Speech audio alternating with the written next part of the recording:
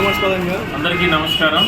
ఈరోజు గౌరవ జిల్లా కలెక్టర్ గారు మరియు జాయింట్ కలెక్టర్ గారు ఆదేశాల మేరకు మన ఫుడ్ సేఫ్టీ ఆఫీసర్స్ అదేవిధంగా వెటరనరీ డిపార్ట్మెంట్ అఫీషియల్స్ అందరితో కలిసి కోఆర్డినేట్ చేసుకొని ఈరోజు మాచర్ల పట్టణంలో ఉన్నటువంటి మిల్క్ చిల్లింగ్ సెంటర్స్ పాల కేంద్రాలన్నింటిలో కూడా మేము సర్ప్రైజ్ చెక్ చేశాము. చేసినప్పుడు స్టార్ట్ చేశాము. ఆల్మోస్ట్ 8 టీమ్స్గా ఫామ్ అయ్యి డిపార్ట్మెంట్ వారీగా మేము సర్ప్రైజ్ చెక్ చేయడం జరుగుతుంది. ఆల్రెడీ అనాలిసిస్ తీసుకుంటున్నారు. అందరూ కూడా చెక్ చేసి ఆ యొక్క శాంపిల్స్ కలెక్ట్ చేసుకుని అనాలిసిస్ చేస్తున్నారు. మరి ఫుడ్ కంట్రోల్ డిపార్ట్మెంట్ వాళ్ళ యొక్క రిపోర్ట్ ఆధారంగా ఇక్కడ ఈ షాప్ ఈ వాసవి బేకర్స్ అండ్ స్వీట్స్ అని ఒక షాప్ పెట్టేసి ఎక్స్పైరీ అయినటువంటి ఫుడ్ కానీ తర్వాత సాక్స్ స్టైల్ ఫుడ్ కానీ అవన్నీ కూడా ఇక్కడ జరుగుతుంది. అదేవిధంగా బాదం పాలు ఇవన్నీ కూడా ఎక్స్పైర్ అయ్యి ఉన్నాయి.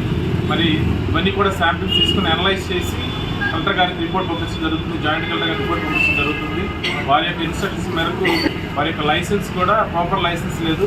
ఈ ఫుడ్ ఐటమ్స్ అన్నీ కూడా తయారు చేయడానికి ఎలాంటి లైసెన్స్ లేకుండా చేస్తూ ఉన్నారు. అవన్నీ కూడా వెరిఫై చేసి జాయింట్ కలెక్టర్ గారికి రిపోర్ట్ పంపిస్తాము. వారి యొక్క ఆదేశాల మేరకు వాళ్ళ యొక్క లైసెన్స్ మీద కూడా యాక్షన్ తీసుకునే విధంగా అవసరమైతే సీజ్ చేసే విధంగా మేము రిపోర్ట్ తయారు చేసి ఫర్దర్ యాక్షన్ తీసుకుంటామని తెలియజేస్తాం. అదేవిధంగా మరి కంట్రోల్ గారు చెప్పినట్టుగా మరి ఈ యొక్క మిల్క్ చిల్లింగ్ సెంటర్సే కాదు మిగతా ఫుడ్ ఐటమ్స్ సంబంధించి కానీ ఆల్ యూనిట్స్ అన్ని విషయాల్లో కూడా ఎలాంటి ఇబ్బంది లేకుండా అందరూ కూడా జాగ్రత్తగా ఈ ఫుడ్ ఐటమ్స్ విషయంలో ప్రయారిటీగా ముఖ్యంగా హోటల్స్ కానీ రెస్టారెంట్స్ కానీ అన్నీ కూడా పత్రికల్లో కూడా మళ్ళీ సర్ప్రైజ్ చేసి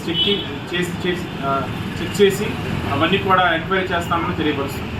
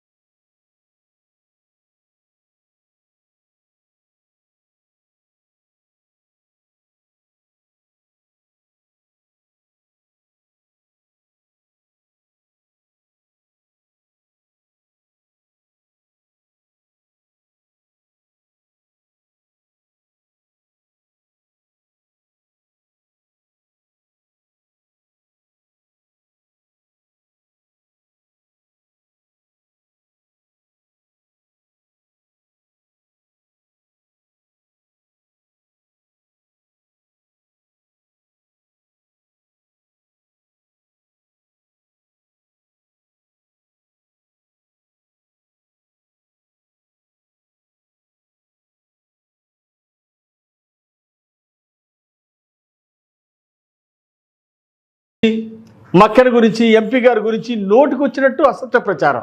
5 ఏళ్ళు మీరు అధికారులు ఉన్నావుగా, నా మీద ఇప్పుడు చేస్తున్న ఆరోపణలు 5 ఏళ్ళ నుండి చేసావుగా. ఒక్కరోజు ఒక్క సెంటు నిరూపించావు. నువ్వు ఎందుకు నిరూపించలేకపోయావు? 5 ఏళ్ళు అధికారంలో ఉండి మళ్ళీ సిగ్గు లేకుండా పాడిందే పాట పాసిపళ్ళ దాసడా.